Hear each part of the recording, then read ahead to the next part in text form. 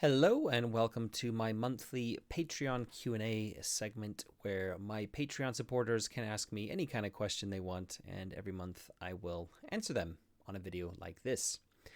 For this month's Q&A, I have two questions, so we'll jump straight into it. First question is from Matthew Grass. Hey there, Matt. I would love to hear your views about The Walking Dead universe, the role-playing game. What do you think we should hope for? Many thanks for your feedback. Well, I don't really know.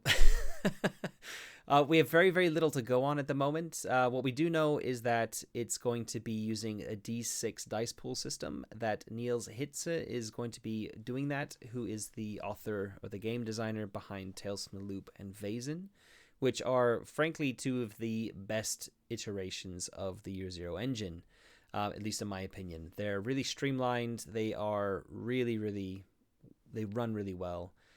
I've made my own game, Year Zero Mini, which is based off of Tales from the Loop, so I think very, very highly of both of those systems. And so what I think is we're not gonna see something really crunchy. It's gonna be a survival game. That's been clear from what we've seen. But we're not gonna see something like Twilight 2000. I don't think. I don't think we're gonna see anything like Forbidden Lands. I think we're gonna see a survival game that's a bit more lightweight, which is really cool. I'm very happy that that's the case. Rather than seeing something really crunchy again. So that's where I think it's going to be going, because Niels is on board and he tends to make games that are a little bit on the lighter side of things. In terms of themes, I mean, it's The Walking Dead, right? So what we've seen on the official blurb, I think, says "Fight the dead, fear the living." So that fear the living bit is the thing that gets me interested, because The Walking Dead has always been about the human side of a zombie apocalypse. It hasn't really focused on the zombie survival elements so much. Sure, that's happening, but it's more of a backdrop. It's more like setting the scene, and the real stories are all about people and community. So I expect this game to have a fair amount of community mechanics in it, or at least focus on community in terms of whatever we see for plot and campaign and that sort of thing. But I could be wrong. But that's the impression I get from the official material that we've seen released so far, again, which isn't very much. And other than that, I don't really have a lot to go on, so it's just too early to really comment on it. I'm very excited to see what happens. I've obviously been working on my own zombie game, inspired by The Walking Dead. So yeah, while I was a little bit gutted when The Walking Dead was announced, this role-playing game was announced, because it's kind of basically covering the same game that I was working on, I've decided to make mine into a solo project, and therefore a complete solo project, and make it a bit more toolboxy. So theoretically, the game that I have been creating can be used alongside The Walking Dead. Maybe you could use my rules in place of the rules that are going to be presented in The Walking Dead. That saying that, I don't know if there's going to be a solo mode in The Walking Dead. I don't know. But it's something that I've already been working on. I want to keep going with. I'm moving from The Walking Dead into my own project, I realize. So I'll stop kind of plugging my own thing. But there's not a lot to talk about, I guess, is the answer to your question. I would hope, you ask what we should hope for. I don't really know, to be honest. I hope that there will be a lighter iteration of the survival mechanics that we've seen in other Year Zero engine games, which I think we'll be getting. And I'm just really excited to see what new twist to the D6 dice pool system that this game will bring, because every D6 game we've seen, well, in fact, every Year Zero engine game we've seen, other than Forbidden Lands, has been a new iteration on an existing engine. Forbidden Lands was obviously a very, very similar engine to what we saw in Mutant Year Zero. So that's the one that kind of felt like it was an evolution of an existing mechanic rather than a different version of an existing mechanic, if that makes sense. So I'm hoping we'll see something different, because I'm really interested in seeing how Free League are able to flex the Year Zero engine, and to see what comes up with this one. Attila is asking the second question. Hi, Matt. Merry Christmas. Merry Christmas. I hope you are having a fun time with your family in this festive period. It's been very fun building a lot of core space terrain, which is really cool, and played core space for the first time with my son today, which was very fun. It did take a long time, because I needed to do a lot of rules referencing, and we had to, yeah, just a lot of prep that hopefully next time won't take so long. Anyway, we all know that you are really, I mean, really good at designing game mechanics. Okay, thanks. I'll take it. However, we are not too well informed on your world building routines. How do you do this? What are your steps, guides that you follow? Many thanks and Happy New Year. So I've had a little think about this question before starting recording, and I've broken it down into really what the latest world building exercise I've done, which is on Stiletto, which there'll be a lot more content coming out in the new year. But really, I'm not a person who starts from the outside and starts building a planet or even a continent and then start zooming in. I start fairly local and then start zooming out, because that's easier for me to get my head around. It's also, in my opinion, is going to make for something a bit more meaningful for your players, because you've put the local, the stuff that they're going to be interacting with, front and center when you're thinking about the world. I mean, it just depends what your game is about, of course. If you're going to be running something where it's all about like saving the planet from destruction or something like that, or saving a continent from an apocalypse, then that's the like local size that you would start at, I guess. But for me, the games that I work on tend to be much smaller in scope. I'm not interested in epic stories. I'm more interested in more human stories. So yeah, everything that I'm working on, the games I'm working on, are either historical or alternate history or close to our own history, and tend to be very, very zoomed in terms of the personal scale rather than the sort of more community or even country or whatever scale. So I start local, and then I like to expand out. That's the first thing, I guess, in terms of routines or tips on world building from me. I also like to think of a fairly small list of things that are interesting about the setting. So I come up with a couple of like cool hooks to do with the setting that I can fit into a nice little like elevator pitch to get people excited about it. I do like really weird, quirky settings like China Miéville's New Crobuzon, for example, in Perdido Street Station is one of my favorite books. It has a ton of interesting, wacky things going on in it, but I don't necessarily feel that you were trying to make a role-playing game about that and nobody was familiar with it. It would be a lot to take on board. It's a lot to try and get the GM to get their head around and then to communicate to the players. And of course, there are tips and tricks to be able to do that in terms of GMing. But I find I'm much more interested in making a world that is more relatable, that people don't, to use Stiletto as an example, it's very heavily based on Renaissance Italy. And by taking that as its first touchstone, people are going to be able to get into that fairly quickly, because that's the starting point, and then we're just tweaking a few bits and bobs, because it's not set in our own world. It is fantasy, but that is the starting point, and it feels very much like that. So if you've ever played Assassin's Creed 2 or Brotherhoods or Revelations, that sort of thing, that's the sort of like Renaissance Italy we're going for. So look for a few things that are interesting or unique about your setting and really focus on those to kind of like make them the real like features of your setting. The next thing I try and think about is like the laws and the social structure, the governmental structure, because that really frames a lot of things like culture and factions and things like that, because most settings tend to have an authoritative group in power, and that often tends to be some kind of dictator or fascist type of group or something like that. The bad guys who everyone else is kind of subjugated underneath. At least that's the kind of games that I make.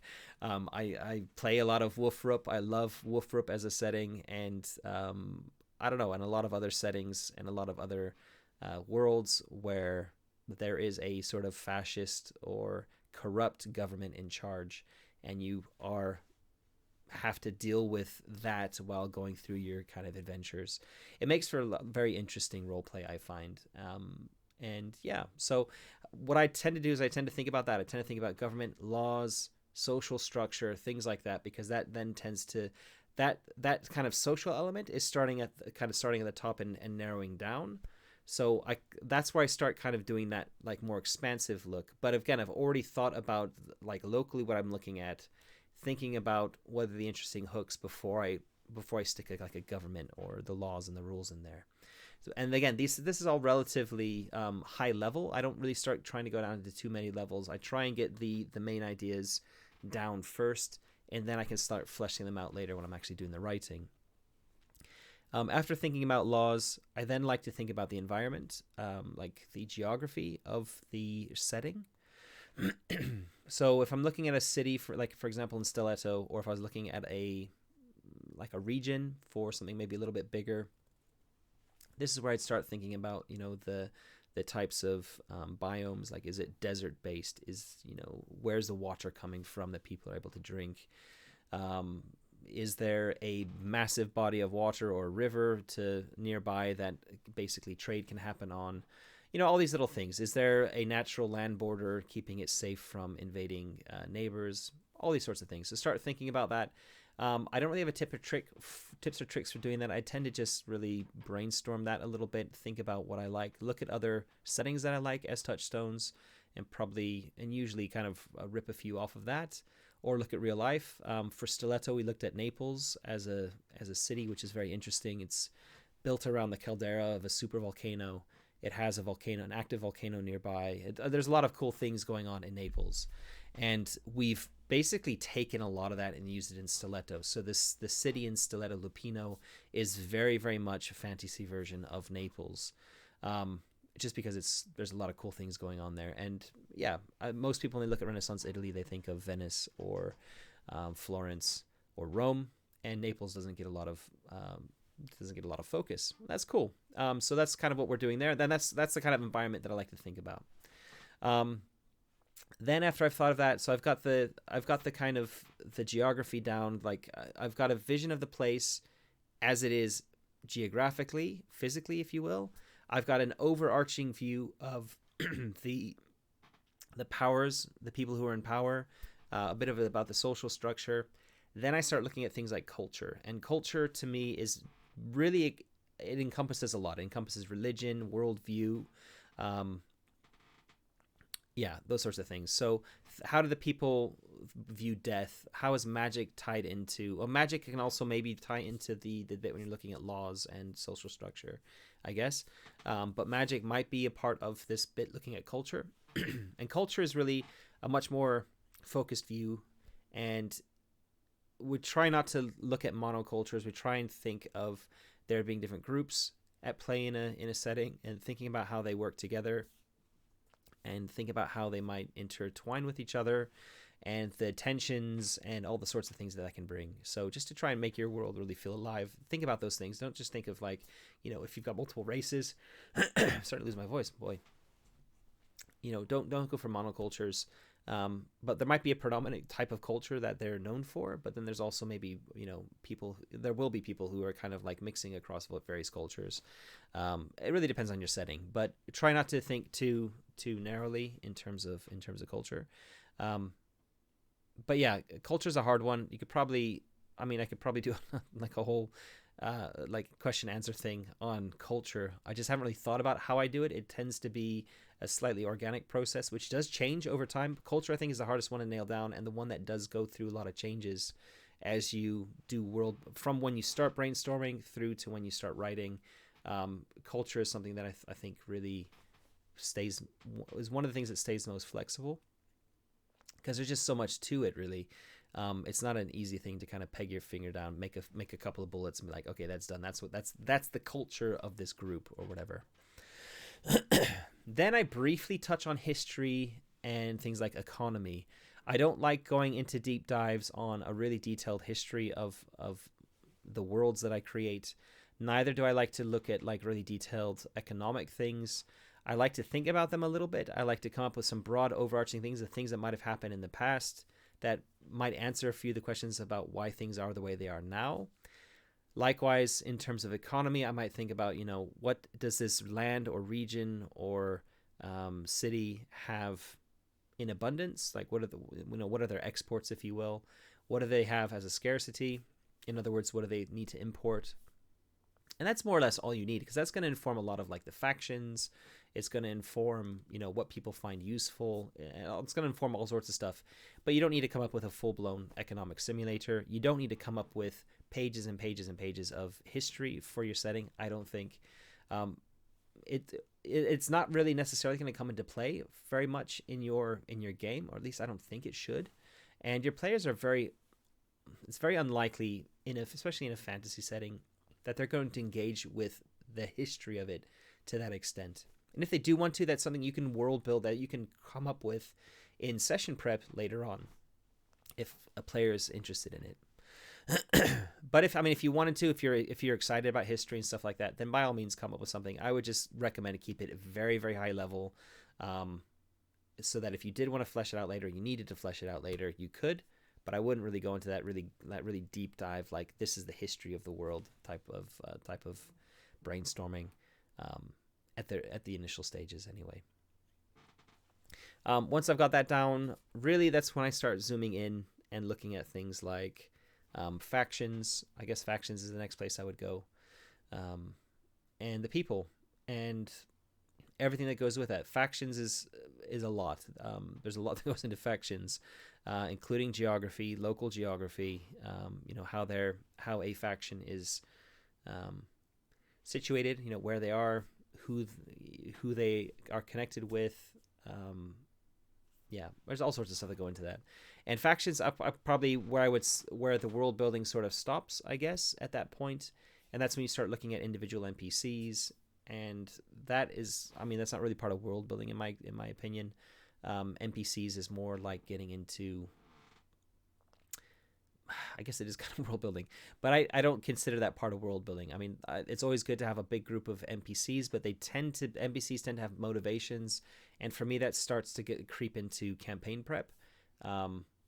So like specifically looking at plot rather than world building, which is more about the background information, right? So once you've done your world building, you have an established setting which should feel alive.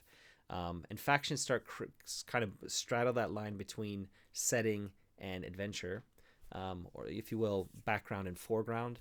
But NPCs certainly are there to be interacted with. They should have motivations that the players are interacting with, and therefore it feels a bit more like campaign prep or session prep rather than world building.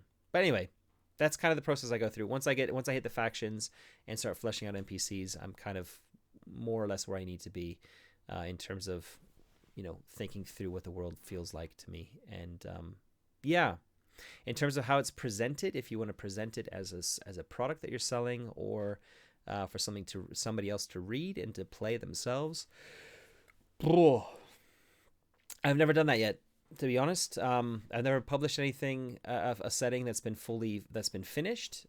Stiletto will probably be the first one. And Stiletto is going to have a full-blown setting built into it.